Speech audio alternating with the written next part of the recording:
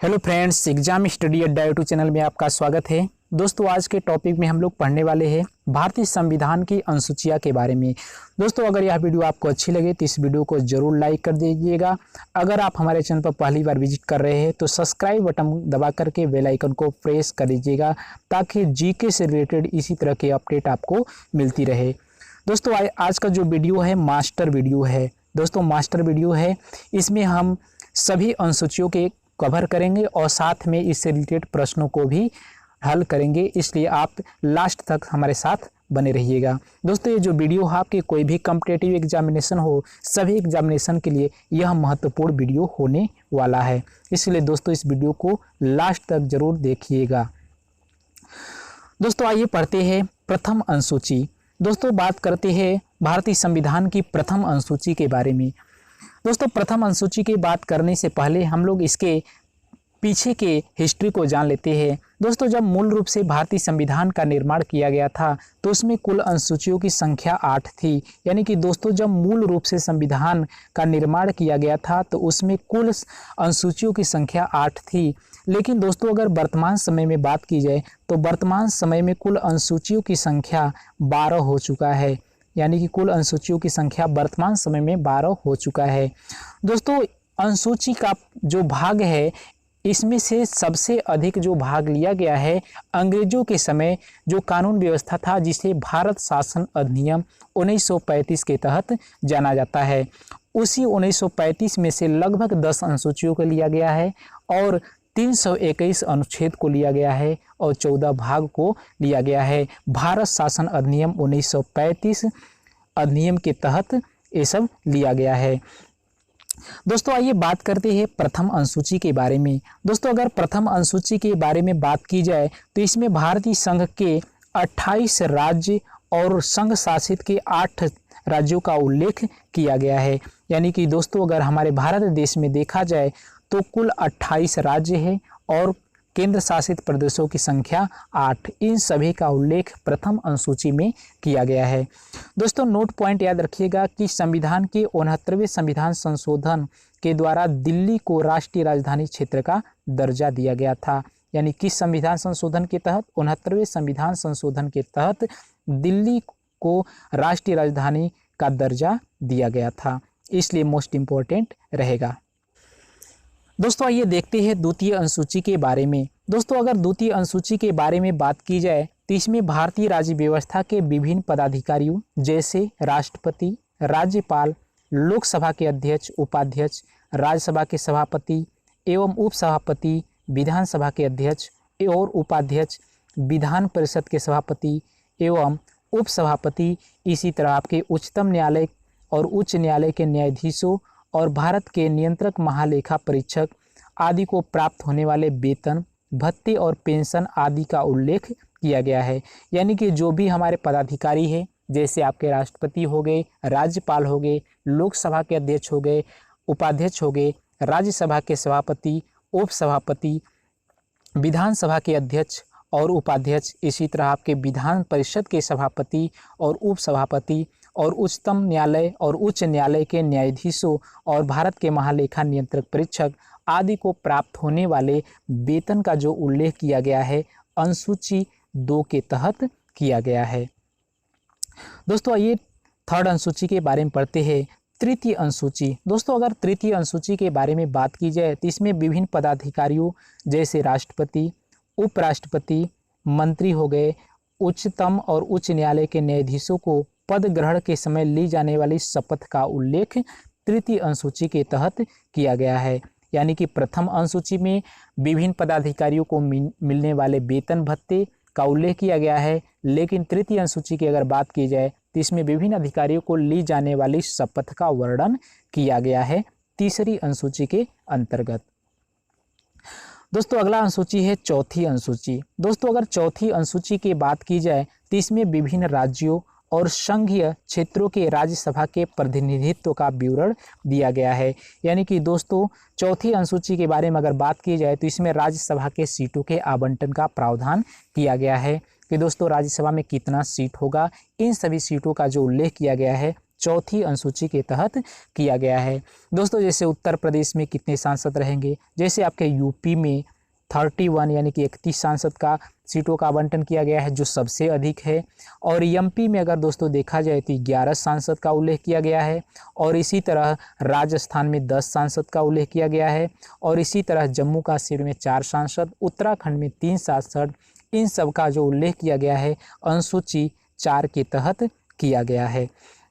दोस्तों आइए देखते हैं 5वीं अनुसूची। दोस्तों अगर 5वीं अनुसूची के बारे में बात की जाए तो इसमें विभिन्न अनुसूचित क्षेत्रों, अनुसूचित जनजाति के प्रशासन और नियंत्रण के बारे में उल्लेख किया गया है।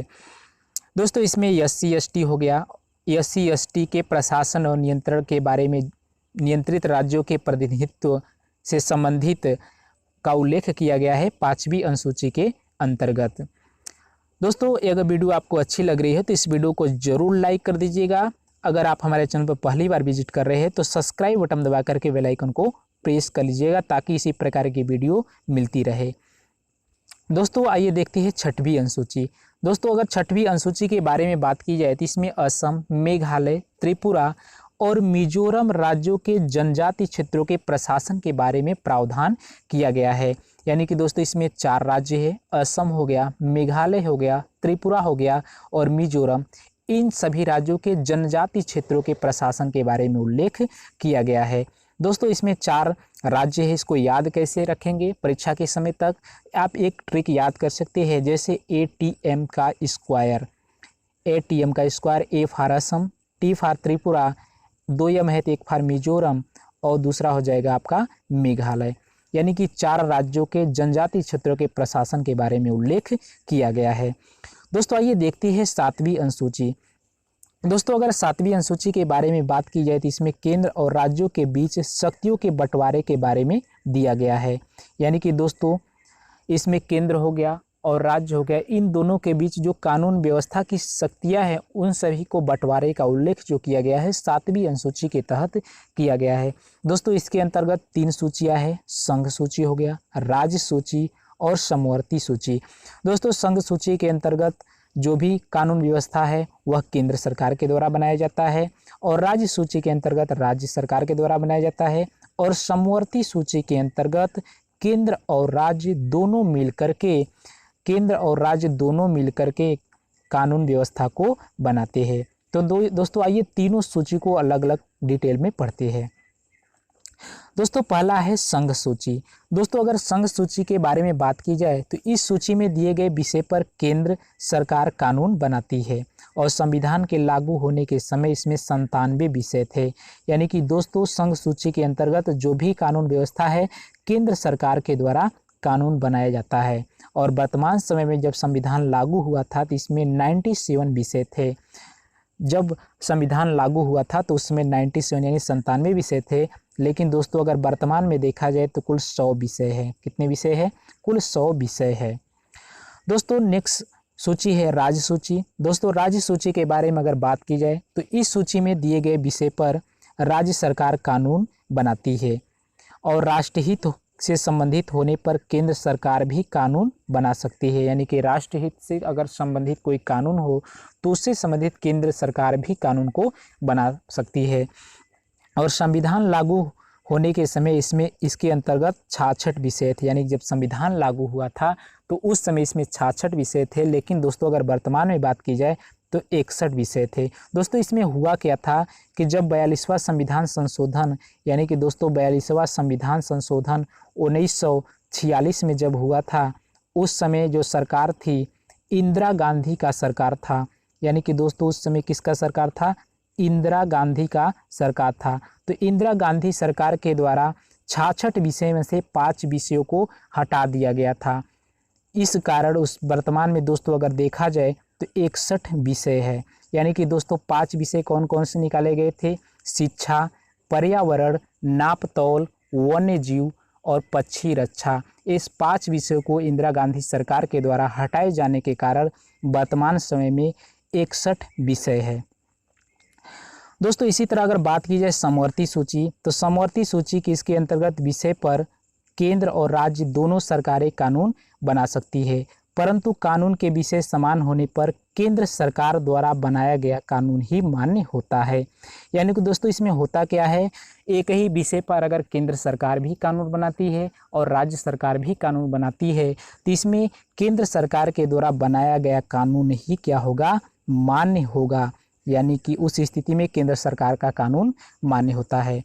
और संविधान के लागू होने के समय समवर्ती सूची में 47 विषय थे, लेकिन अगर वर्तमान समय में देखा जाए दोस्तों तो इसमें 52 विषय है। कितने विषय है? 52 विषय है। नेक्स्ट है 8वीं अनुसूची। दोस्तों 8वीं अनुसूची में भाषाओं का उल्लेख किया गया है। दोस्तों अगर वर्तमान समय में देखा जाए तो 22 भाषाओं का उल्लेख किया गया है। दोस्तों जब संविधान मूल रूप से बना था तो उस समय 14 भाषाएं थी। कितनी भाषाएं थी? 14 भाषाएं थी। इसके बाद 1967 ईस्वी में 21वां संविधान संशोधन हुआ। 21वां संविधान संशोधन के तहत सिंधी को जोड़ा गया। फिर 1952वां संविधान संशोधन 71वां संविधान संशोधन 1992 के तहत 3 भाषाओं को जोड़ा गया था, कोंकणी, मणिपुरी, संथाल, नेपाली, इन 3 भाषाओं को जोड़ा गया। फिर इसके बाद 2003 ईस्वी में 52वां संविधान संशोधन हुआ जिसमें 4 भाषाओं को और जोड़ा गया, मैथिली, संथाली, डोगरी और बोडो। इन 4 भाषाओं को जोड़ने के कारण 8वीं अनुसूची में कुल भाषाओं की संख्या 22 हो चुका है। दोस्तों आइए नेक्स्ट अनुसूची के बारे में देखते हैं, 9वीं अनुसूची। दोस्तों अगर 9वीं अनुसूची के बारे में बात की जाए तो यह संविधान में यह अनुसूची प्रथम संविधान संशोधन अधिनियम 1951 के द्वारा जोड़ी गई है। इसके अंतर्गत राज्य द्वारा संपत्ति के अधिग्रहण विधियों का उल्लेख किया गया है। इस सूची में सम्मिलित विषयों को न्यायालय में चुनौती नहीं दी जा सकती है। लेकिन दोस्तों अगर वर्तमान समय में देखा जाए तो इसमें 284 अधिनियम है।